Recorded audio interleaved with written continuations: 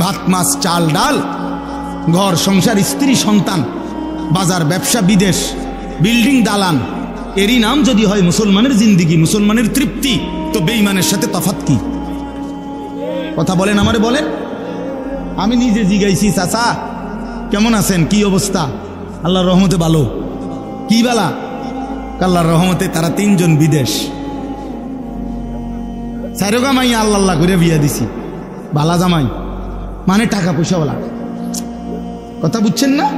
এই 2টা আল্লাহর রহমতে। হুজুর আপনার গো দোয়ায় এখন ঘর করছি, বিল্ডিং, 4টা রুম, প্রত্যেক রুমের লগে বাথরুম, ভিতরে রুমডি শুদ্ধা টাইলস, বাথরুমডি উদ্ধা টাইলস। আল্লাহু আকবার!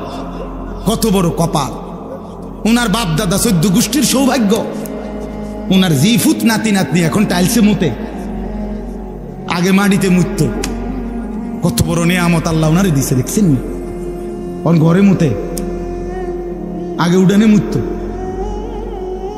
খালাস, দুনিয়া বুঝাই দিল। 3 ছেলে।